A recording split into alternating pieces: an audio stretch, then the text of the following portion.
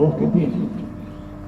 Les comentaba que esto fue producto de una improvisación improvisada. Carlitos Ávila se conocen en Buenos Aires tomando mate, escuchándolo a Kicillof. Y se hicieron amigos. Y ya es la segunda vez que viene Horacio Poletti y no tuvo el tiempo suficiente para poder quedarse. Y esta vez estábamos en otro trabajo que estamos preparando y se me llama Julián, el que yo te dije la vez pasada, si puede venir a dar una charla. Pero creo que no tenemos tiempo para pasar. Bueno, hagámosla.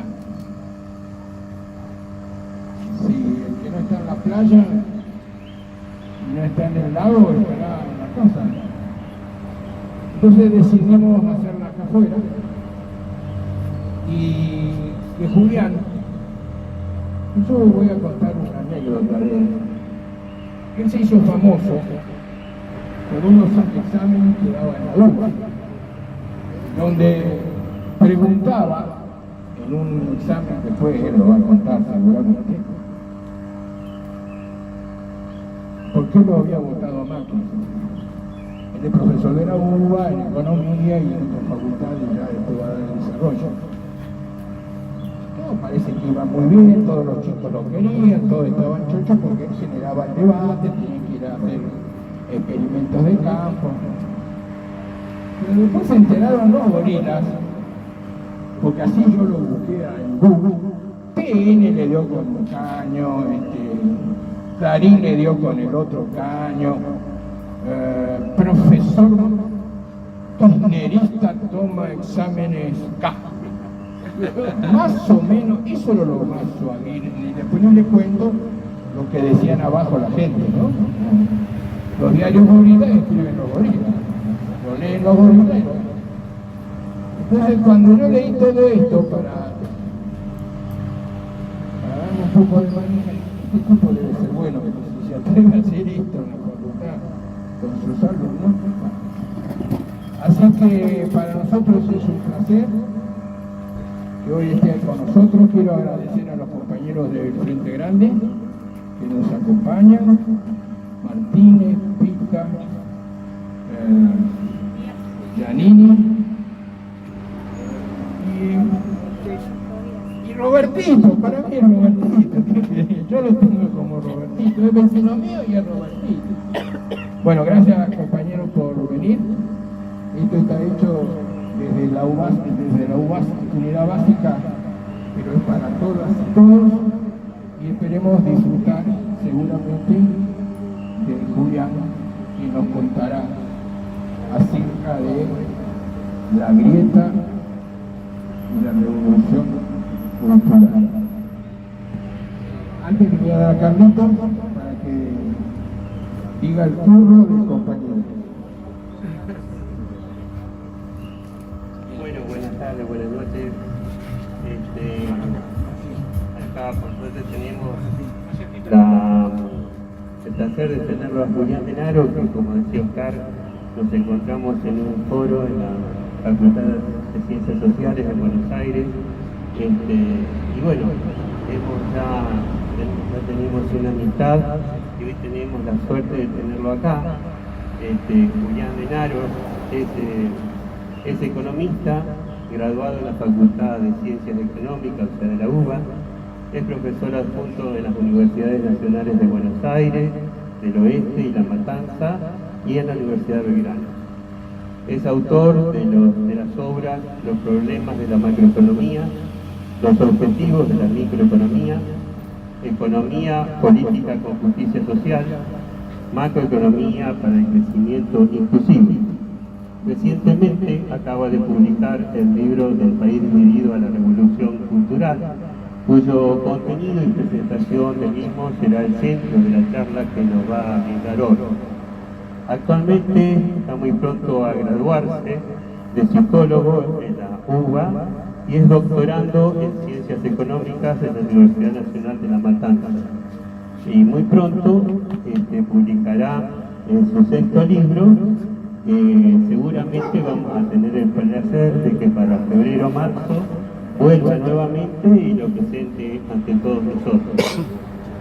Bueno, después que haga la exposición referido a este tema de este libro, va a quedar abierto el debate para todas las dudas que puedan quedar sobre la exposición de él, y asimismo va a quedar abierto para que se le hagan consultas, porque él, como un conocedor y especialista en el tema, nos puede dar respuestas y enriquecernos, como decía Oscar, para volver mejor, para tener respuesta a las cosas que se van imponiendo desde los medios hegemónicos, y él por ahí nos puede responder cuestiones que por ahí hay afirmaciones totalmente falsas y que tratan continuamente de estigmatizarnos, y él nos puede dar respuestas y argumentos técnicos, específicos, económicos, tanto políticos como culturales, como para poder responder a cualquier persona cuando vayamos a los barrios, cuando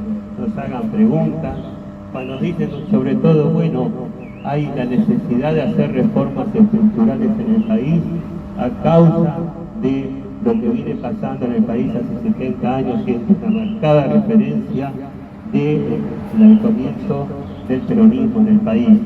Son todas cuestiones que lógicamente él va a hacer referencia de que si no conocemos la historia, ¿no es cierto?, es muy difícil penetrar en el futuro, que es la realidad, y mucho menos poder proyectarnos hacia el futuro. Así que bueno, los dejo con Julián para que desarrolle su exposición, y luego quedará libre, digamos, para intercambiar consultas y opiniones de todos. Bueno, muchas gracias, Carlos, muchas gracias por venir a todos. Un grande Carlos, que le conté que estaba por venir acá a la Patagonia, y me dijo, bueno, venía a dar una charla. Y bueno, estoy bien temprano y pude venir a tiempo. Más cerca. Ahí. Bueno, como decía Carlos, acá estoy presentando mi quinto libro, que se llama Del país dividido a la revolución cultural. Y la idea, justamente, él utiliza un término que es duda, ¿no? Justamente lo que se propone es disminuir las dudas. ¿Por qué? Porque lo que se propone es aumentar el convencimiento. Y Carlos, en la presentación, trae una frase con la que empieza el libro, que es una frase de Perón, que dice: cuando uno conoce el pasado, que es la historia, y consigue penetrar el presente, que es la realidad, ya intuitivamente está lanzado hacia el futuro y puede prever. Lo que no pueden prever los que carecen de esos antecedentes, de esos conocimientos.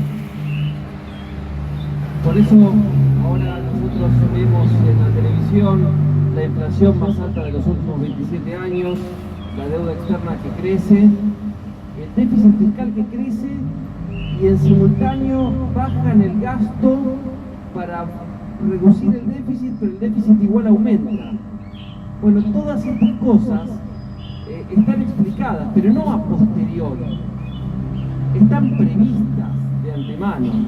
Es decir, se sabía que esto iba a pasar. Algunos términos más criollos dicen, porque esta película ya la vi antes, ¿no? Y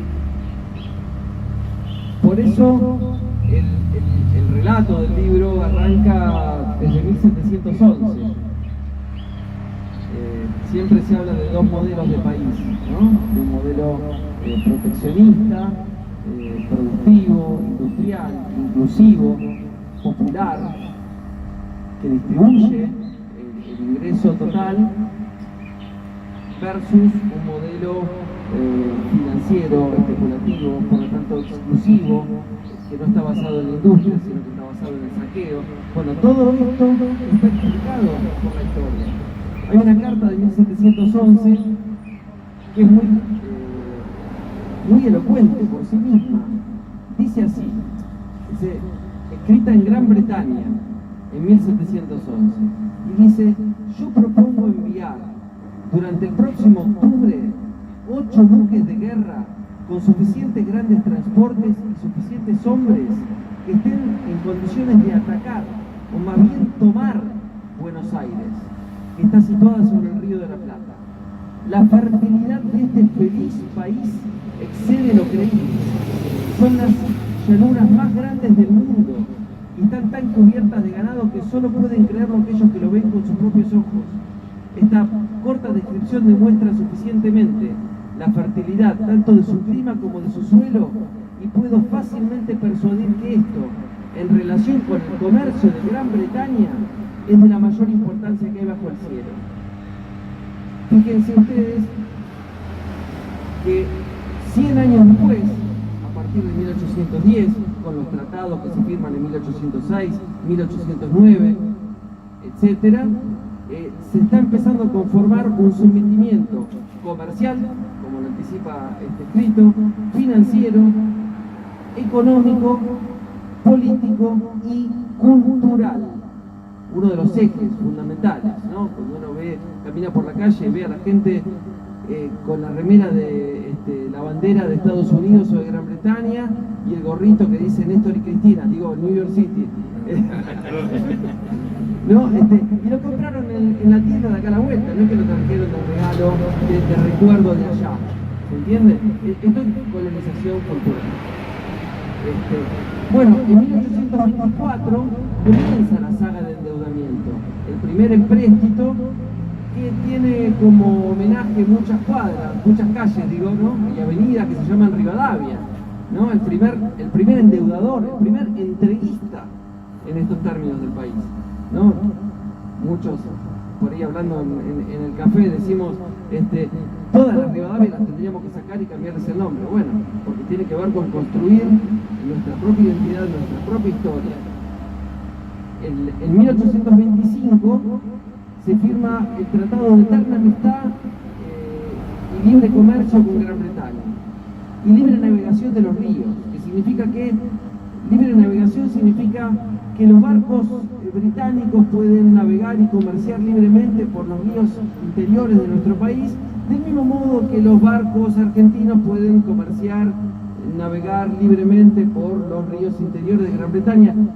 Si alguno consigue por YouTube un videíto de un barco argentino comerciando libremente, me lo manda. Por lo tanto, lo que uno conoce es que esto favorece solo a uno.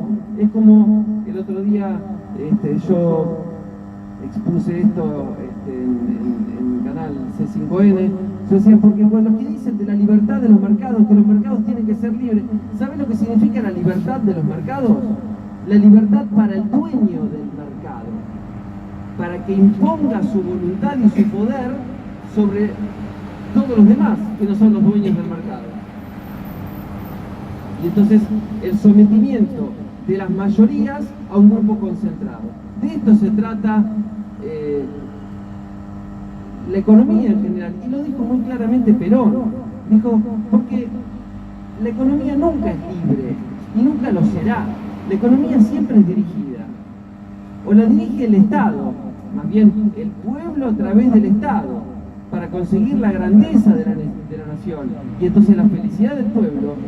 Y si no, la van a dirigir los grupos concentrados financieros transnacionales para destruir a las naciones y someter a los pueblos, consiguiendo la desdicha de sus habitantes. Y por eso hay algunas frases históricas que están ahí en el libro. Es la Argentina industrial, tecnológica, científica, marítima y aérea estuvo prohibida desde 1810 hasta 1943. Y acá me parece que comienza un eje que me interesa destacar brevemente. Tampoco voy a ocupar horario de la cena, que es importante.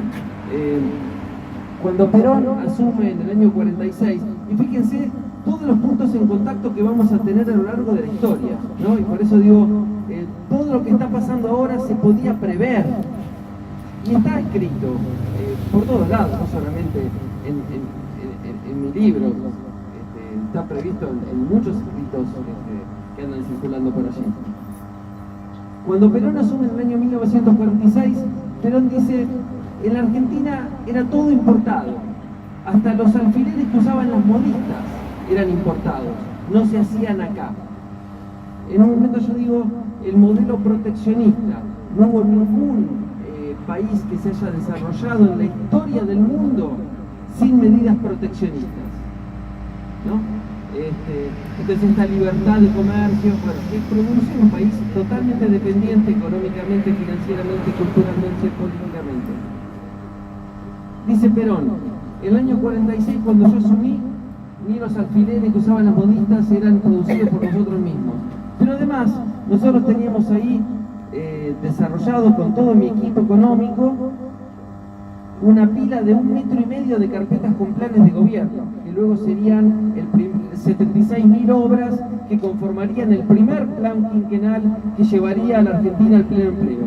Pero dice Perón, eso no tenía cómo financiarse, porque no teníamos reserva financiera, porque se importaba todo, entonces teníamos un déficit, fíjese todos los puntos con el presente, porque teníamos un déficit comercial impresionante, porque se importaba de todo, porque todas las empresas de servicios eran extranjeras, incluidas los ferrocarriles, lo cual generaba un drenaje financiero todos los años en una cuantía inmanejable, porque cuando exportábamos teníamos que colocar los productos nuestros en barcos británicos y entonces pagar flete, más seguro y reaseguro a empresas norteamericanas, y también teníamos que pagar intereses de las deudas externas contraídas desde 1824, que es lo que dijimos hace un ratito. Entonces, con todo este compendio de cosas, esas 76.000 obras que conformarían el primer plan quinquenal no tenían cómo financiarse. Entonces, ¿cómo lleva adelante Perón esta ambiciosa estrategia para desarrollar al país y transformarlo en un país industrial, tecnológico, científico, marítimo y aéreo, con pleno empleo y con un poder adquisitivo? ¿Le gustó lo que dijo? Bueno, con un poder adquisitivo elevado que llevaba a un porcentaje inédito de la participación de la clase trabajadora en el ingreso total de la economía. ¿Cómo hace? Primero, antes de asumir, sale la nacionalización del Banco Central y los depósitos bancarios. Esto está incluido en la Constitución de 1949, que luego anulan en el 55 y para siempre. ¿Qué dice esta nacionalización del Banco Central y los depósitos bancarios? Dice, para que el total, el caudal constante de ahorro del pueblo argentino, ¿no? Caudal constante de ahorro del pueblo argentino, es decir, la plata que todos los argentinos tenemos en los bancos, en vez de financiar la ganancia millonaria, multimillonaria de la banca transnacional, sea manejada por el Estado, o sea, por nosotros mismos, para financiar 3 canales de producción y distribución. El Ministerio de Obras Públicas, para financiar obras de infraestructura, el Banco Hipotecario Nacional, para construir viviendas, y el Banco de Desarrollo Industrial, para levantar industria. Esa es una medida. Otra medida, la estatización del comercio exterior, algo imprescindible. Como dijimos antes, ningún país se ha desarrollado sin medidas proteccionistas.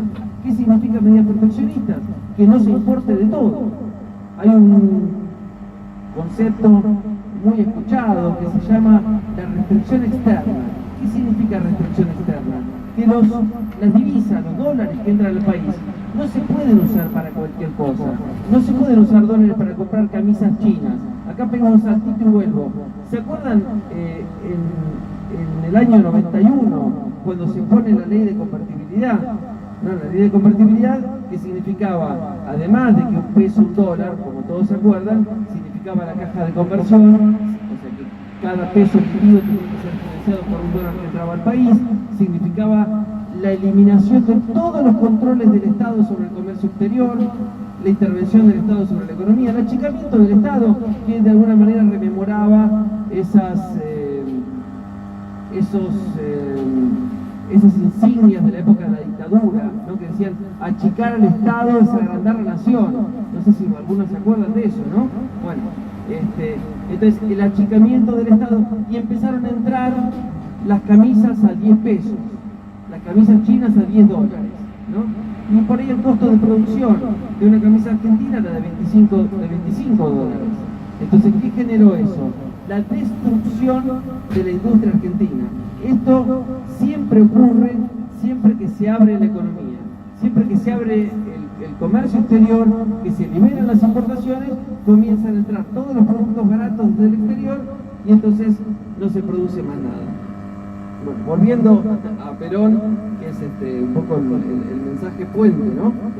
Por un lado, se comienzan a controlar las importaciones, se hace la nacionalización del Banco Central, la estatización del comercio exterior, dentro de lo cual está el IAPI, que es el Instituto Argentino de Promoción del Intercambio, y eso significa que, en relación con la restricción externa, significa que el ingreso proveniente de las exportaciones primarias sea utilizado ¿para qué? Para financiar dos cosas fundamentalmente: el desarrollo industrial y la distribución del ingreso. Caso contrario, ¿qué ocurre?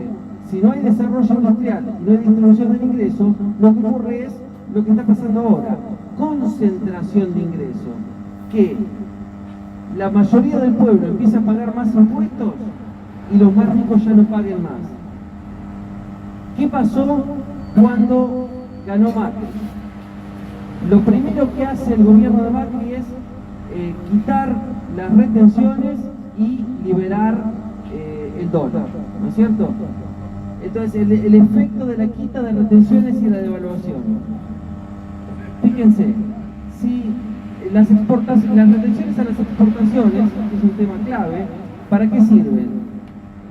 Néstor Kirchner decía, ¿sabe para qué son las retenciones, señora? Para que usted en su casa pague precios que usted puede pagar y no los precios internacionales. Cuando se quitan las retenciones a las exportaciones, los precios suben. ¿Por qué?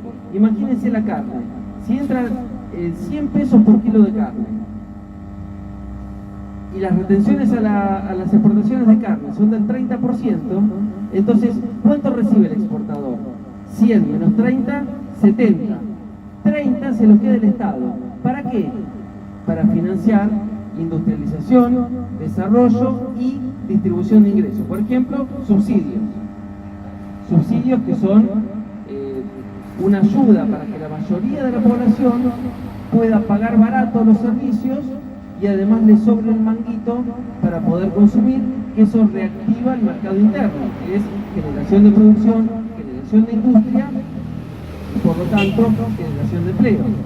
Por eso Cristina Fernández decía que los subsidios eran salarios indirectos. ¿Se acuerdan de eso? Cuando se quitan las retenciones, está escrito esto desde la época de Massa, ¿no? Cuando Massa decía, hay que sacar las retenciones. Si se sacaban las retenciones, ¿qué iba a pasar si se sacaban las retenciones? Ya no iba a alcanzar la plata para los subsidios. Y entonces la gente ya no iba a poder seguir consumiendo en ese nivel, el mercado interno se iba a contraer, las ganancias empresariales también se iban a contraer y toda la economía iba a reducir su actividad. Esto ya era sabido. ¿Qué pasa cuando Macri quita las retenciones y libera el dólar? Al quitar las retenciones, decíamos, el precio de la carne, que estaba en 70, no 100 menos 30, 70, ¿qué pasa cuando se quitan las retenciones? Sube de 70 a 100. Pero como se liberó el dólar subió de 9.60, digamos 10, a 14 y pico. Por eso el precio de la carne instantáneamente se duplicó de 70 a 140. Pero ¿qué pasó? Y acá está la diferencia del modelo económico. ¿Qué pasó? La gente, la población común, que pagaba tarifas de transportes y de servicios,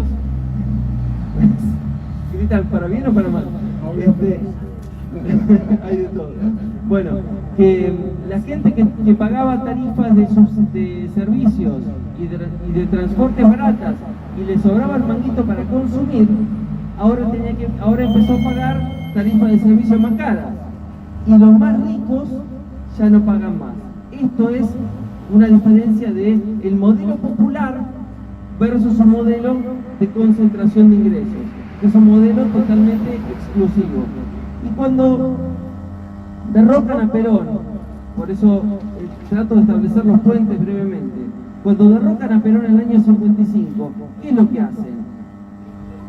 Derogan la Constitución de 1949, abren la economía, suprimen las leyes de promoción minera, ley de promoción industrial y todas las leyes de promoción de actividad interna, anulan el IAPI, anulan, por supuesto, la nacionalización del Banco Central y los depósitos bancarios, abren la economía, como ya dijimos, y lo que vuelven a hacer es vuelven a contratar deuda externa. Otro de los logros de Perón, por ahí me salteo porque quiero avanzar un poquito más rápido, otro de los logros de Perón, con las medidas estratégicas para incentivar la actividad económica, es utilizar la recaudación ¿para qué? Para dos cosas fundamentales. Una es pagar el total de deuda externa para yo no tener que pagar más intereses, y eso está relacionado con lo que quiero contarles de ahora. Y la otra es que Perón nacionaliza todas las empresas de servicios públicos y también los ferrocarriles. Con lo cual, fíjense del relato de Perón, que no teníamos por cómo financiar las 76.000 obras, por esto. Bueno, al nacionalizar todas las empresas de servicios públicos y los ferrocarriles, ya los extranjeros no nos retiraban más plata. Al pagar el total de la deuda externa, ya no teníamos que pagar más intereses de deuda. Al establecer medidas proteccionistas para el comercio exterior, ya no teníamos más un terrible déficit del sector comercial. Entonces, con estas medidas, Perón pudo arreglar la economía. Lo que pasa a partir de 1955 es revertir todas estas medidas de Perón y se vuelve al endeudamiento. Este endeudamiento, sin embargo, no es un peso tan terrible hasta 1976. En el año 1976, la deuda externa era aproximadamente 7.500 millones de dólares, y todos ustedes conocen que en esa época además se hizo la estatización de la deuda privada, es decir, deuda que era de sectores financieros, dentro de los cuales también estaba el grupo Macri, pasan al Estado para que la pague el conjunto del pueblo argentino. La deuda externa aumenta sideralmente de 7.500 millones de dólares hasta 45.000 millones de dólares. Es decir, se multiplica prácticamente por 7 en el periodo que va con la dictadura cívico-militar desde 1976 hasta 1983. Obviamente voy a focalizar en lo económico y paso por alto algo no menor, que son 30.000 desaparecidos, la guerra de Malvinas, millones de libros quemados, persecuciones políticas permanentes, facultades, universidades intervenidas. Pero paso por alto esto para focalizar en los aspectos económicos. Entonces, tenemos que la deuda externa ahora sí comienza a ser un problema. Cuando asume Raúl Alfonsín en el año 1983, ya la deuda era un problema. Y los intereses de la deuda externa ya comenzaban a ser un problema de enorme peso para el futuro del país, algo que se va a resolver hace poco tiempo. Y después se vuelve a comenzar este problema. En el año 1989, con una hiperinflación totalmente descontrolada, la tasa de inflación estaba cerca del 4.000% anual, 4.000%.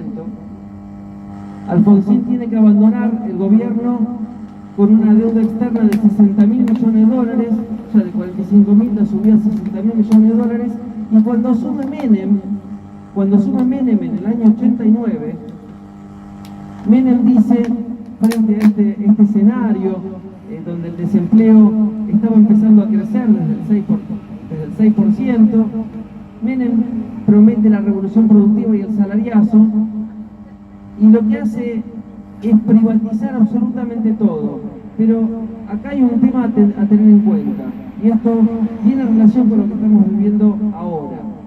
Porque muchos dicen las privatizaciones de Menem, y las privatizaciones no empezaron con Menem. Las privatizaciones empezaron el 24 de marzo de 1976, porque desde ese momento se comienza a desfinanciar, a desmantelar, a vaciar todas las empresas argentinas de servicios públicos. Entonces, después de 13 años de desmantelamiento y de vaciamiento, las empresas de servicios públicos ya no servían. Y entonces sale Menem muy fácilmente a decir: no vamos a privatizar por una cuestión de dogma, sino por una cuestión de necesidad, dice, porque las empresas del Estado no sirven. ¿Pero no sirven por qué? ¿Porque son del Estado? No, porque hubo una política de vaciamiento y de desmantelamiento. Entonces, cada vez que nosotros vemos las noticias en los diarios o en la televisión que hablan de que tal cosa no sirve, es porque, ya lo sabemos, porque están planeando ¿qué cosa? La reprivatización otra vez. Menem privatiza todas las empresas de servicio público y entonces volvemos a leer la misma historia. ¿Qué es esto? Una fuga de divisas permanente de las empresas extranjeras operando en nuestro país con total libertad. En el año 1989 se firma un decreto que dice, más o menos así, dice que se dictarán todas las reglamentaciones necesarias como para permitir a las empresas extranjeras retirar libremente toda la plata que quieran. ¿Sí? Entonces, tenemos el déficit financiero por las privatizaciones, el déficit financiero por lo que empieza en el 91, que es la convertibilidad, con la apertura total de la economía, la libertad para importar absolutamente de todo. Se destruye la industria, se genera déficit comercial, lo mismo que estamos empezando a entender, digamos, cómo en el 76 pasó a partir del 91 y está volviendo a pasar ahora. Es el mismo mecanismo económico, no hay ninguna sofisticación. Esto está claramente explicado, no hay ninguna sofisticación. Cuando se abre la economía, cuando se liberan las exportaciones, cuando se privatiza todo el aparato productivo nacional, las empresas de servicios, y cuando se libera el capital financiero, lo que se genera es un déficit imposible de resolver. La deuda externa, Menem había prometido, dice, con la guita que entre de las privatizaciones vamos a pagar toda la deuda externa. Bueno, con Menem pasó que la deuda externa subió desde 60.000 millones de dólares hasta 150.000 millones de dólares. Entonces era mentira. Era mentira que con la plata que entre de las privatizaciones se iba a pagar la deuda externa, porque el modelo económico, financiero, político, no era a favor del pueblo, era a favor de, como decía Perón, de los sectores transnacionales concentrados. Después tenemos un breve periodo de la Rúa que aumenta la deuda externa de 150.000 millones de dólares hasta 220.000 millones de dólares, y ahí se viene lo que se llamó el corralito, y está mal en las creencias populares de que la gente salió a la calle por el corralito. Mentira. Se puso el corralito que volvió Cavallo. Cavallo fue el mismo que instrumentó la Estación 2, Cavallo fue el que puso la convertibilidad del 91, bueno, vuelve Cavallo con una situación donde los pagos de intereses ya no se podían efectuar más, y entonces pone el corralito. El corralito significaba que el Estado protegía todos los dólares para poder pagar los intereses de deuda. La deuda externa, que como ustedes saben, estaba al comenzar el gobierno de Néstor Kirchner en el 167% del PBI, es decir, debíamos más de lo que producíamos durante un año y medio entero todo el conjunto del pueblo argentino. Esa era la situación que dejó la dictadura más la convertibilidad. Y Cavallo pone el corralito, y el corralito significaba que vos no podías retirar más de $250 por semana, y eso alcanzaba para comer. La cosa más o menos seguía por ese lado. El problema es que había un 25% de desocupación, el problema es que la industria estaba totalmente desmantelada. Pero con el corralito la cosa seguía, es decir, estaban las protestas, estaban los jubilados golpeando los vidrios de los bancos, había cacerolazos por todos lados, pero la cosa seguía. ¿Qué pasó? Cuando la medida de Cavallo, del corralito, no alcanzó, puso el corralón. El corralón significaba que ya no podías retirar más nada. Y entonces la violencia en las calles, la violencia social, el descontento social, el reclamo social se recrudeció de una manera que ya no se podía controlar y sale de la Rúa a poner el estado de sitio. Y eso es lo que sacó la gente a la calle. Bueno, duró muy pocas horas, salimos todos, fuimos todos a Plaza de Mayo a exigir la renuncia inmediata de Cavallo y de la Rúa, lo conseguimos. Y bueno, y en enero del año 2002 se deroga la ley de convertibilidad, se hace la especificación asimétrica, que significa eso que Duhalde le hizo pagar a toda la gente la especificación asimétrica, digamos, el costo de la devaluación, y favoreció a los bancos dándoles bonos. Los bonos que se pagaron durante 10 años, desde el 2003 hasta el 2012. Durante 10 años el conjunto del pueblo argentino pagó los bonos que Duhalde le dio a los bancos. Hay toda una explicación, pero no quiero extenderme ahí porque me interesa más hablar de la obra. Eso está explicado en algunos puntos, si quieren después lo charlamos o lo pueden leer, como ustedes quieran. O les digo de dónde lo pueden leer. Bueno, entonces, ¿qué pasa? Cuando asume Néstor Kirchner en el año 2003, esa es la situación que teníamos. Teníamos un 167% de deuda sobre PBI, con una industria totalmente desmantelada, un desempleo que estaba bajando a partir del 2002, porque en el 2002, cuando se deroga la ley de convertibilidad, Duhalde, sin embargo, a pesar de la especificación asimétrica y de los bonos que le regalan los bancos, Duhalde vuelve a meter medidas proteccionistas, medidas de distribución de ingresos, y entonces la economía estaba empezando a recuperarse. Pero lo más grueso lo hace al estilo que ustedes se van a dar cuenta, cuando Néstor Kirchner en el año 2005 echa patadas en el orgullo a Estados Unidos y al plan de libre comercio, de vuelta al mismo plan que querían venir a firmarlo, y Néstor Kirchner junto con Lula y con Chávez dicen no al ALCA. ¿Se acuerdan de esa frase? ALCA al carajo. Y a partir de ahí se comenzó a fortalecer el Mercosur, se crea el UNASUR, se crea la CELAC, y Argentina estaba incluso sobre el final del periodo kirchnerista, estaba por ser incorporada al BRICS, que hubiera sido BRICS.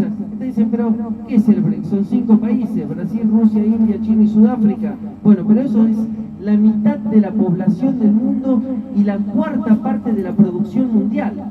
O sea, fíjense cuán importante que era la incorporación de Argentina al BRICS. Entonces, por la televisión mucha gente decía, y voté a Macri porque estábamos afuera del mundo. ¿Pero de cuál mundo? Y acá está el modelo de la diferencia de modelo del país. ¿De cuál mundo? Sí, estábamos afuera del mundo financiero, porque estábamos adentro del mundo productivo. El mundo productivo que genera industria, que genera empleo y que genera una mejor distribución del ingreso. Es decir, si ustedes hoy hacen la cuenta, dividen el PBI argentino, que es el número 21 del mundo, otra cosa cultural. La gente dice, pero Argentina está en el fondo del tarro, está de la mitad para abajo. No, Argentina es el país número 21 en 200 países, ubicado en orden de PBI. Lo pueden buscar en cualquier indicador, Fondo Monetario Internacional, Banco Mundial, CEPAL, donde ustedes quieran. Argentina está en el puesto 21 dentro de 200 países. Entonces, el problema no es la producción de riqueza, el problema es la distribución de esa riqueza. Si ustedes hacen la cuenta, PBI dividido cantidad de habitantes y lo multiplican por el tipo de cambio actual, desde que una familia de 4 personas debería tener un ingreso superior a los 150.000 pesos por mes. Y eso no ocurre. ¿Por qué no ocurre? Porque el total de ingresos producidos por el país está distribuido de manera inequitativa. Y entonces, ¿qué tiene que pasar? Tiene que pasar que el Estado no sea chico, tiene que pasar que el Estado responda a los intereses de las mayorías. Y esto es de vuelta a lo que decía Perón, ¿no es cierto? De que el pueblo tiene que manejar la economía a través del Estado para conseguir la riqueza de la nación y la felicidad del propio pueblo. Bueno, entonces, uniendo más o menos los dos modelos de país, industrial, productivo, que distribuye ingresos, que genera inclusión social, versus el otro, que favorece los intereses corporativos del sector transnacional financiero, nos queda claro que esta apertura al mundo financiero hecha por Mauricio Macri lo que genera es la vuelta, voy a terminar con esto, muchas gracias, a la bicicleta financiera, que es uno de los mecanismos por los cuales la deuda externa ha vuelto a incrementarse. Cuando termina el gobierno de Cristina Fernández, esa deuda externa era apenas el 12% del PBI. Había arrancado con un 167, era el 12% del PBI. E incluso, y esto yo lo tengo bien expresado y documentado, hay páginas de Clarín y de La Nación en donde ellos mismos, los que están ahora en el poder, dicen: gracias a haber recibido un país desendeudado, vamos a poder contratar deuda fácil, rápido y barato. Es decir, era el plan, ya lo sabíamos que era el plan. Y el mecanismo de la bicicleta financiera que debería estar explicado por todos hoy en día, significa, ¿se acuerdan que estaban con el cepo del dólar, no? ¿Se acuerdan del cepo? Hay que votar a Macri para poder comprar dólares libremente, ¿no? Pero libertad, esa libertad, ¿para quién es? ¿Para nosotros, que vayamos a comprar dólares? ¿Para quién es? Para los sectores financieros transnacionales, de vuelta, los dueños del mundo. ¿Qué querían? Entrar los dólares libremente al país, meterlos en el circuito financiero, no productivo, financiero, capitalizarlo a altísimas tasas de interés libremente, y una vez capitalizado volver a comprar dólares libremente y retirarlos libremente del país. Esta es la libertad que querían. Porque si entran 100 millones de dólares y se van 120 millones de dólares, ¿qué significa? Que el conjunto del pueblo argentino le está pagando 20 millones de dólares a cada 100 millones de dólares de esos que no producen nada. Porque no es inversión en la producción, es una colocación financiera totalmente desregulada y descontrolada y favorecida, con tasas de interés estratosféricas que producen una capitalización impresionante. Yo me acuerdo, de hecho, yo les dije, bueno, Carlos le dijo, cuando me presenta, está por salir el 6º libro. En los números va a salir desactualizado. Conceptualmente está igual de actualizado que digamos, ¿no? Porque explica el mecanismo de la bicicleta financiera. Pero, digo, cuando las tasas de interés superan el 45%, la explosión es inminente. Solo puede ser mantenida ¿de qué forma? Incrementando aún más la deuda externa, es decir, los préstamos del exterior para poder mantener la fuga. Bueno, en un momento llegaron las tasas de interés al 75%, ¿se acuerdan? Y la única forma de poder mantener esto era arrodillarse frente a el plan británico que se titulaba Inglaterra será el taller del mundo y la América española su granja. El plan de eterna amistad de 1825. Es exactamente lo mismo. Por eso cuando ganó Macri, teniendo de vuelta aerolíneas argentinas nacionalizadas y de vuelta una de las mejores aerolíneas del mundo, que no solo servía para evitar la fuga y el retiro multimillonario de Marsans, que era porque estaba privatizada en manos de Marsans, el retiro multimillonario del país, sino que además servía para unir estratégicamente, culturalmente, comercialmente y turísticamente a todo nuestro país como un servicio social. Bueno, cuando asume Macri, yo me acuerdo que lo primero que veo es: hola Iberia, bienvenido. Pero Iberia es el que nos robó antes. Iberia es el que nos había robado antes, el que nos había vaciado aerolíneas argentinas. Entonces, fíjense que no hay mucho misterio acá. Son dos modelos de país. Perdonen por el desorden, por ahí que fui saltando de un momento a otro, pero quise unir los distintos puntos, ¿no es cierto? Por eso, con esta bicicleta financiera, ya sabemos que la explosión puede llegar a ser muy parecida a la época de la convertibilidad y que va a seguir mantenida en tanto siga el endeudamiento externo. Esto ya lo sabemos. Por lo tanto, por eso hay que pensar las cosas, hay que anticiparlas. Y bueno, más o menos creo que les hice el punteo de los ejes, de lo que, bueno, me gustaría tener mucho tiempo más para profundizar en cada uno. Les debo la especificación asimétrica, bueno, hay un montón de puntos que toqué por arriba porque quise mostrarles, digamos, cuáles son los dos modelos de país.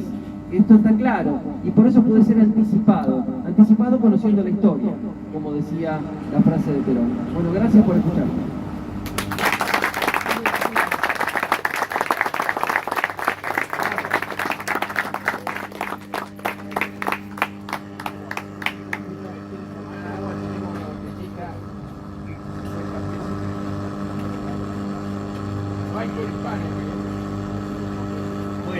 Para las preguntas.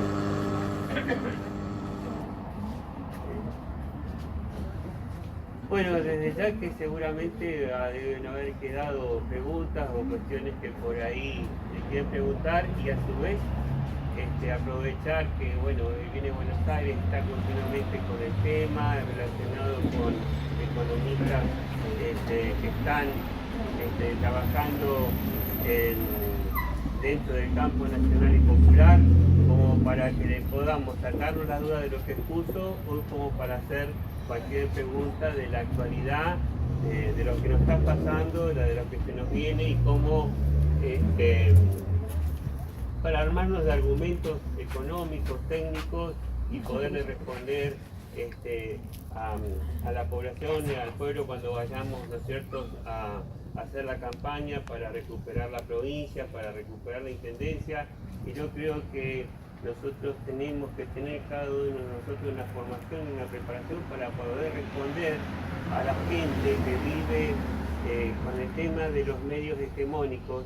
Se va estableciendo falacias, mentiras, que la gente lo toma como verdades, lamentablemente, y nosotros cuando nos pregunten, che, pero este tema de que esto vamos a tener que pasarlo y que realmente esto es causado por lo mal que ha estado en estos 70 años de país con economías populistas que nos llevaron a este caos, y ahora hay que llegar a reformas estructurales, porque yo lo escuché, por lo que escuché tal economista en TN, en A Dos Voces, en Intratable y en todos los programas. Lamentablemente, salvo C5N, no podemos ver otro canal, y la gente lo toma como verdades esas cosas. Bueno, para poder responder, y qué mejor por ahí que él, que es especialista en el tema, como para armarnos de argumentos. Digo esto como puede ser cualquier otra de tantas mentiras que la gente que, qué sé yo, que se la robaron todas. No me digas que, ayer escuchaba, no me digas que Cristina no robó, se la robaron todas y desconocen, digamos, toda la obra pública.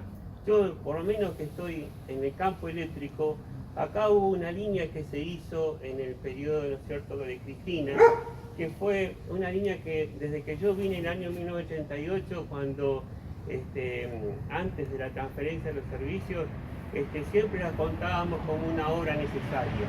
Era la línea de 132 kV que vincula Pomona con Villa Regina, porque lamentablemente el sistema estaba abastecido con una línea fluvial desde Alto Valle hasta Regina, generando mucha estabilidad, probabilidad de falla y corte de servicios, llegando a su vez muy baja tensión a Regina, y con esa línea se garantizaba el abastecimiento y se mejoraba el perfil de tensión en Villa Regina. Bueno, acá hubo una disputa, estaba Betelú, era en ese momento el tema que había que hacer una audiencia pública. Todos querían morder, digamos, de esa obra, y nos quisieron, en algún momento hubo una discusión entre Río Negro, Neuquén, porque había intereses creados de todo tipo, y debido a que es un preso político más que tenemos como Milagro Sala y tantos otros compañeros, ¿no es cierto?, se enojó y dijo, miren, acá no va a haber audiencia pública y el costo de esta obra no se la vamos a transferir a la gente a través de la tarifa. Porque ¿qué es lo que se hace cuando hay estas obras de infraestructura, cuando, digamos, hay que aumentar el abastecimiento de energía por aumento de la demanda? La distribuidora, que tiene la obligación de distribuir y satisfacer la totalidad de la demanda, hace una petición de necesidad pública de la obra. Esa obra se hace una audiencia pública y ese costo, ¿no es cierto?, se pasa a la tarifa y se recupera esa inversión a través de la tarifa. ¿Qué hizo De Vido? Esta obra se va a hacer cargo de la nación y ningún usuario argentino va a pagar un peso por esta obra. Y se hizo. Sin embargo, muy poco sabemos de estas cosas y lo tenemos como que De Vido es un ladrón. Hay otras obras que va para la Patagonia, todo lo que es pensar que la Patagonia podría estar interconectada, ¿no es cierto?, desde el sistema de Chocón, Cerros Colorados. Hoy en día, hasta Río Turbio, como está interconectada, ¿no es cierto?, eran obras que imposible creerlas. El tema de las rutas, del asfalto de la Ruta 23, fíjense desde que subió Macri, las obras quedaron como las dejó Cristina. Vino este tipo a inaugurar un puente que estaba hecho no sé hace cuántos años y faltaba la conexión y todavía no están los rulos para poder ir a Neuquén. La Ruta 22, ¿qué avance ha tenido desde que se fue Cristina? Fíjense lo que es la Ruta 151. El papelón el otro día en Bariloche prendiendo esa llamita de gas y la obra quedó como cuando la dejó Cristina, porque el gasoducto no llega a Bariloche porque hay que cruzar el río Ñiriguao. Y le hacen creer a toda la Argentina, porque lo transmiten por eso, de que Bariloche este invierno no va a tener problema de abastecimiento de gas, ¿no es cierto?, porque se hizo ese gasoducto.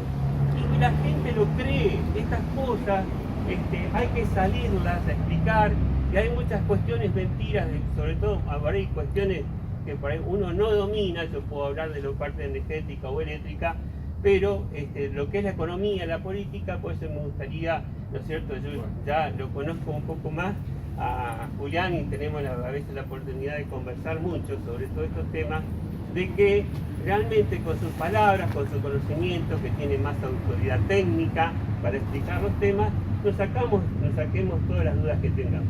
Así que adelante nomás, y es un compañero más, no lo vean como el gran expositor, qué sé yo, es un compañero más con mucho conocimiento y que viene a brindarse para que nosotros podamos sacarnos la dudas. Ha hecho la industria del choreo. Exactamente. Yo tengo El agua me avisa, yo la tengo acá. Yo tengo una pregunta. O sea, no entiendo mucho de economía, pero bueno, hay una pregunta que siempre me quedó como pendiente. ¿Viste? Durante el gobierno, yo de inflación no entiendo mucho, entonces un poco la pregunta va por ese lado. Pero viste que durante el gobierno de Cristina las políticas económicas aumentaban la inflación y como que igual se demostraba que este aumento de la inflación como que no influía en la economía, o sea, de los trabajadores. O sea, entonces como que la inflación aumentaba y me acuerdo que una vez escuchando a Alejandro Barrios, porque como no entiendo economía, los escucho a ustedes para ver si entiendo un poco, él decía la inflación que iba a bajar, pero que era un proceso que se iba a ir dando, ¿no?, a largo plazo.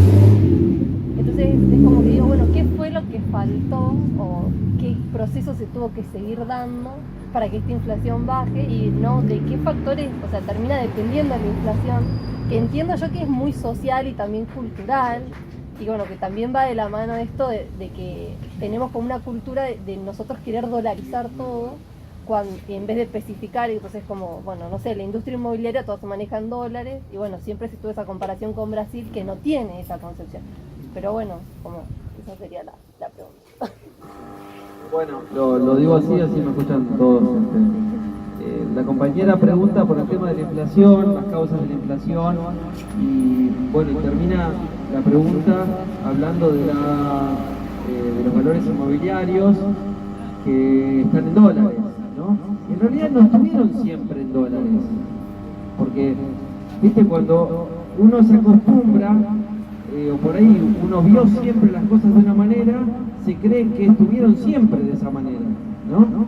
Y en realidad la dolarización de las operaciones inmobiliarias empieza con la dictadura del 76 al 83. Y Cristina Fernández propuso la especificación total de todas las operaciones inmobiliarias, algo que en lo que no tuvo éxito, ¿no? Pero era una forma de alguna manera desdolarizar la economía. Eso es estratégico para poder pensar incluso estrategias de futuro, ¿no es cierto? Y con respecto bueno, al eje de tu pregunta que tiene que ver con la inflación, me quedó también, porque uno escucha y lo que dice Carlos también me ayuda a repetir una frase que yo siempre la digo en la exposición original y me lo olvidé, que es una frase de Sigmund Freud de 1925, ¿no? Y Sigmund Freud en 1925 dice así: supongan que el Estado está por lanzar una medida que va a favorecer a las mayorías, ¿no? Una medida que va a favorecer a las mayorías. Pero sin embargo, a una pequeña minoría esa decisión le resulta adversa a sus propios intereses. ¿Cuál es el plan de acción de esa pequeña minoría? Tomar el poder de la prensa y, utilizando el poder de la prensa, trabajar la soberana opinión pública hasta conseguir interceptar esa decisión que iba a favorecer a la mayoría. Por eso tenés a tanta gente que hablaba del cepo, que hablaba de la inflación y todo eso. Y, curiosamente, todos los que hablaban de que Perón tenía una inflación altísima en el orden del 20%, cuando Perón es derrocado, la inflación sube al 30%. Y de vuelta pasó lo mismo en el 76, y de vuelta pasó lo mismo ahora. ¿Es casualidad? Ya demostramos que no es casualidad, porque de vuelta volvemos a eso de que esa película ya la vi. Criticaban la inflación del 30% y ahora tiene una inflación del 50%. Entonces, ¿cómo es la historia? Claro, ahora no sale en la televisión. Pero la compañera, además, preguntó sobre las causas de la inflación, ¿no? Y las causas de la inflación cambiaron. Hay muchas causas de inflación. Una tiene que ver con inflación de demanda, ¿no? La inflación de demanda es que cuando la economía crece, entonces la gente tiene plata, se genera una especulación en los sectores empresariales que quieren quedarse con una tajada mayor, y entonces suben los precios, y entonces se genera esta espiral, de buena manera espiral precios-salarios, ¿no? Esto es muy conocido. Pero la inflación que generan con este modelo, fíjense que es a través de los costos, por ejemplo por las tarifas, que es por los saltos devaluatorios, cuando sube mucho el precio del dólar, eso se traslada instantáneamente a los precios. Entonces, en realidad las causas inflacionarias, estas que existían antes, cambiaron. La única vez que hubo una inflación cambiaria durante el periodo popular, que va del 2003 al 2015, fue en el 2014, que fue una devaluación no planificada y que fue en realidad un golpe económico, porque los exportadores, ¿se acuerdan ustedes? Ustedes han visto las rutas de por acá que eran todas blancas que eran los hilos bolsa, ¿no? De los exportadores que no exportaban, esperando y presionando al gobierno para la devaluación, ¿no es cierto? Bueno, finalmente, después de 3 años de déficit de la balanza de pagos total, es decir, a pesar del superávit comercial que había, se generó un déficit por las otras cuentas, financiera y demás. Y bueno, entonces en enero del 2014 se produce la única devaluación no planificada por el gobierno, y eso genera un golpe inflacionario. Eso fue el único golpe de inflación cambiaria que tuvo el periodo de los 12 años de gobierno popular. Y fíjense que justamente fue el único año en el cual tuvimos una tasa de desempleo bastante más alta que el promedio, ¿sí? O sea, la inflación cambiaria genera un golpe muy fuerte en los índices, y las tarifas, además de destruir el poder adquisitivo de la mayoría del pueblo, también se trasladan a precios, porque una cosa que yo vengo también trabajando es explicando, porque todos ustedes saben, fábricas que cierran, comercios que cierran, y acá sí, yo siempre digo que no hay una sofisticación, pero acá pareciera que sí hay una sofisticación, bueno, eso más complejo, el tema de la destrucción, porque todos recordamos la destrucción de la industria y de los comercios argentinos durante la época de la convertibilidad. Y las empresas cerraban porque no tenían a quién venderle, porque la gente no tenía plata. Bueno, ahora se producen dos causas. Una es que el poder adquisitivo está bajando, por lo tanto también está ocurriendo algo de eso, de que las ventas están bajando, pero además están dejando de poder pagar las tarifas de luz, de gas, y todo lo que tiene que ver con los costos fijos de mantenimiento de las estructuras. Entonces, esto también está generando un terrible golpe a la mayoría del pueblo, porque cada empresa que cierra es menos puesto de trabajo para el conjunto de los argentinos. Entonces, fíjense, acá sí, digamos, vemos una más grave apuesta, ¿no? de este sentido de destrucción. Pero bueno, volviendo a la pregunta que hizo la compañera, tenemos, en vez de inflación de demanda, ahora tenemos inflación cambiaria e inflación por los costos, que serían los incrementos de tarifas. Entonces, esto va a generar, ya están anticipando los economistas serios, no como yo, digo los serios, que en el año 2019 la inflación no se va a detener y va a tener que ver con esto, con ya los anuncios de los tarifazos, y los tarifazos solamente pueden ser cubiertos con incrementos de precios para la mayoría de los comercios, de las empresas, de las industrias y todo lo relacionado. Dentro de 2 años se dice que hay que pagar los intereses más elevados. No podemos pagar lo que estamos pagando ahora. Bueno, ¿cómo, si somos gobierno, pero que se resuelvan los egos especiales que hay en Buenos Aires, cómo se tendría que resolver esta situación?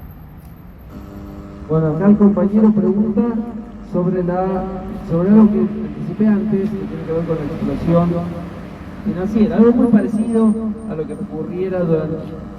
ocurriera en las últimas dos cesaciones de pago de las 3 que tuvo la Argentina. Argentina tuvo 3 cesaciones de pago, 3 default, 1890, 1989 y 2001. Acá el compañero me está diciendo, che, en el 2020 no vamos a poder pagar los intereses de deuda.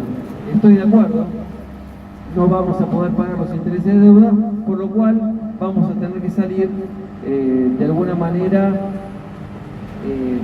peronista frente a una crisis financiera que el Estado argentino no va a poder afrontar. No se van a poder seguir pagando los intereses de deuda, vamos a entrar en cesación de pagos, así que bueno, va a haber que tener alguna estrategia como la hubo con Perón en el 46 y con Néstor Kirchner en el 2005.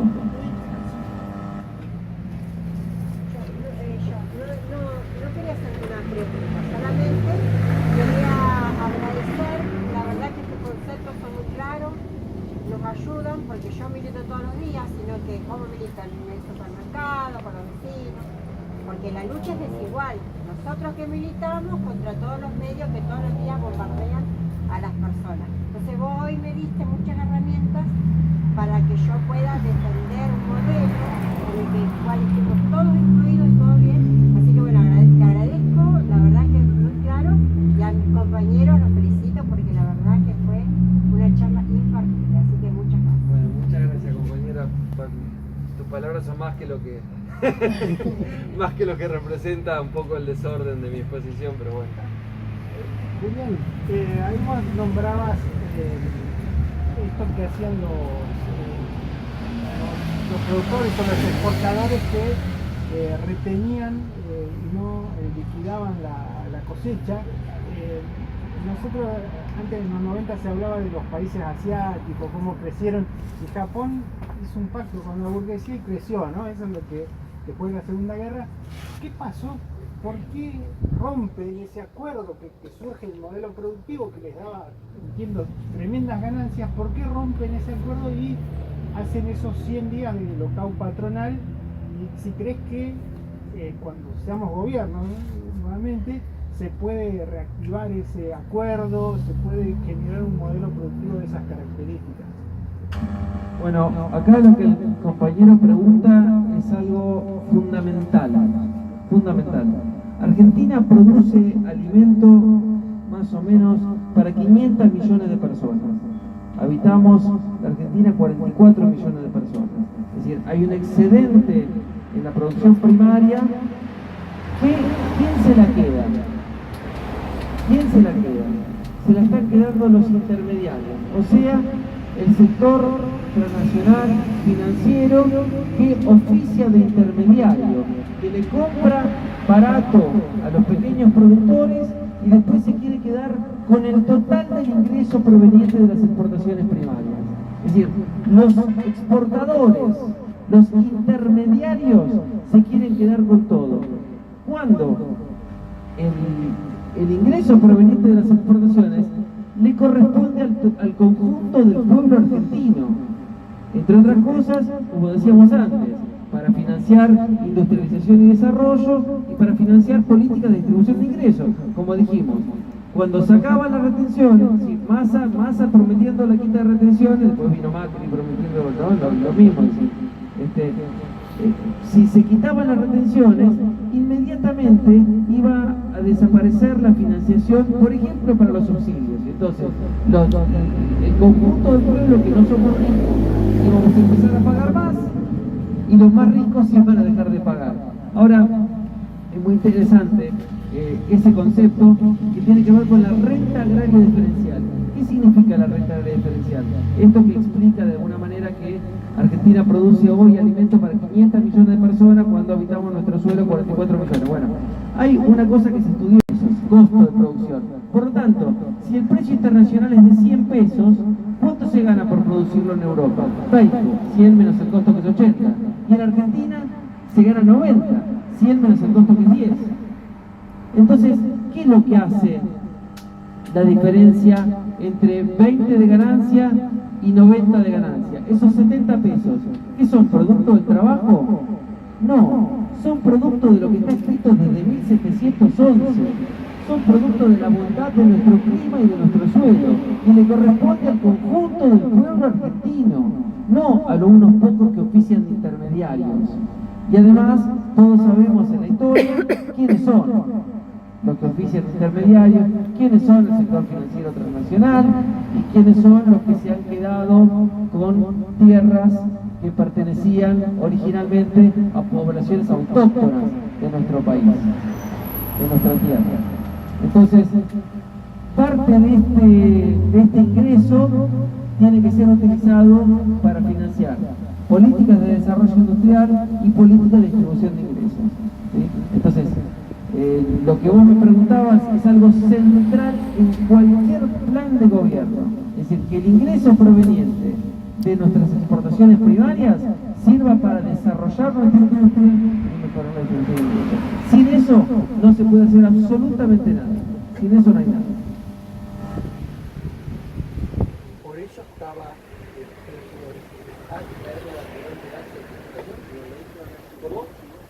Por eso existía los precios de las notificaciones siempre está, para poder evitar todos esos intermediarios que traban de aquí, pero como bien, era una forma de poder ganar el empleo. Con Perón estuvo el IAPI, el Instituto Argentino de Promoción del Intercambio. Entonces era el Estado directamente que se encargaba de pagarle precios justos a los pequeños productores y establecer los precios. Durante el gobierno de Cristina Fernández se hizo un desarrollo inédito en la época moderna de la Secretaría de Comercio. De la Secretaría de Comercio. Y la Secretaría de Comercio estaba desarrollándose en profundizar la investigación de la formación de precios. ¿Para qué? Porque cuando vos pagás, bueno, esto no.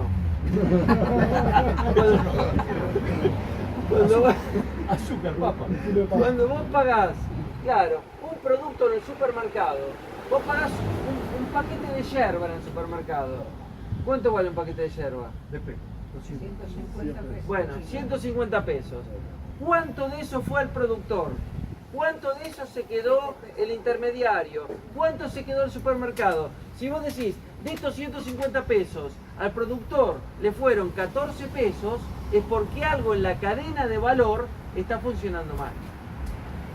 Entonces, hay que volver a activar una Secretaría de Comercio que investigue la formación de precios de todos los productos. Río Negro, con esta economía regional, que es la fruticultura, fue pionera en eso. Fue pionera en la formación, en la creación, con Armando Lauretti, Álvarez, yo, y varios ministerios, de la formación del observatorio frutícola. Es la pionera. Después empezaron los demás observatorios. Cuando se crea el observatorio frutícola, que es en primer instancia, a partir de las 5 ministerios que estaban formándolo, y se logra que todos los sectores de la actividad de acá de Río Negro participen, se comienza a descubrir algo que dice, esto no va a ningún lado. O sea, nos empiezan a cortar las costillas, que son la parte concentrada. Porque primero que nada, comenzamos por cómo era la estructura de costos. Y una estructura de costos que era consensuada entre todos. O sea, cuando se decía el precio de la fruta vale 20 centavos de dólar, no era que lo había dicho en la Cámara de Productores, nada, lo había dicho en la Cámara de Productores, CAFI, los sectores de trabajo, todo. Bueno, cuando comenzó todo eso y después se iba hacia la cadena de valor, en donde esto ve cómo se trasladaba estos 20 centavos a lo que salía en los dispensers, vino todo el costo. Vino todo el desierto de los Río Negro. Fue la pionera con el observatorio frutícola en cuanto a todos los costos y seguir la cadena de valor. Pero se dieron cuenta que se están comprando la frutilla. Después vino el observatorio, después vino para la yerba mate, después querían hablar de la carne y todo eso. Río Negro, en la fruticultura, con la cadena de valor de la pera y la manzana, fue la pionera en el país. Bueno, y la ley de, después vino la ley de comercio, la ley de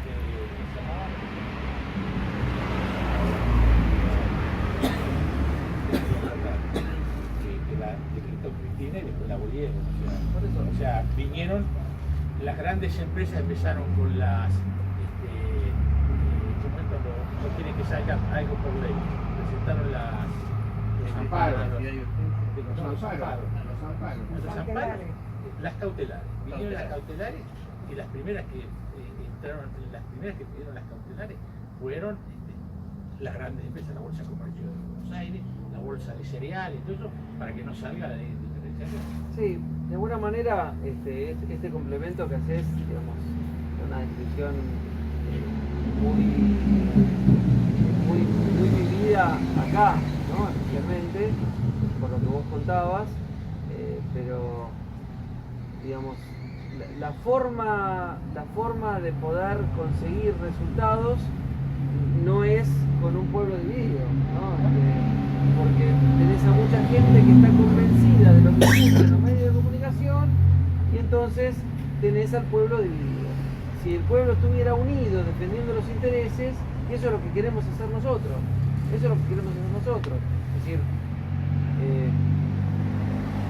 cultivar una mayor comprensión de que en realidad nosotros nos tenemos que unir para defender los intereses nuestros, ¿no? Y no los intereses de las compañías transnacionales financieras, ¿no es cierto? Y de los dueños, de los pocos dueños que tiene por ahí nuestra tierra, ¿no? Entonces, por eso el título del libro, ¿no? Del país dividido a la revolución cultural, porque hay que incentivar el conocimiento y la formación y la toma de conciencia de todo esto para poder pelear, porque con el pueblo dividido no vamos a llegar a ningún lado. Por eso ellos lo siguen dividiendo. Por eso ellos lo siguen dividiendo, exactamente. Compañero. mí me llamó la atención lo que vos decías de cuando entró en el gobierno Néstor. ¡Más fuerte! Que me llamó la atención lo que vos decías, la deuda que había respecto al PBI, que eran 162% cuando en el 2003 y cuando terminó Cristina era el 12%. La deuda externa. Deuda Sí. externa, moneda extranjera. Porque siempre todo el mundo te dice, se robaron un PBI. Porque lo ¿En dijo qué? Clarín en un momento. Esa diferencia, digamos que evidentemente es muchísima plata, ¿eso en qué se ve, digamos, en qué lo podemos ver? ¿En qué Ejemplo nosotros práctico. podemos decirle a la gente que, o rebatir esto que dicen de que se robaron un PBI, como para demostrarles que esa plata, digamos, está en obras, está, me imagino yo, no sé, en El pago de la deuda. Bueno, mirá, primero el PBI se duplicó y un poquitito más, ¿no? En términos en valuación constante, a moneda homogénea, el PBI más que se duplicó, primer punto. Es decir, se produce mucho más del doble de lo que se producía antes, primer punto. Segundo punto, se pagó, en términos nominales, la deuda externa en moneda extranjera bajó de cerca de 220.000 millones de dólares a cerca de 60.000 millones de dólares. Es decir, la deuda externa bajó muchísimo.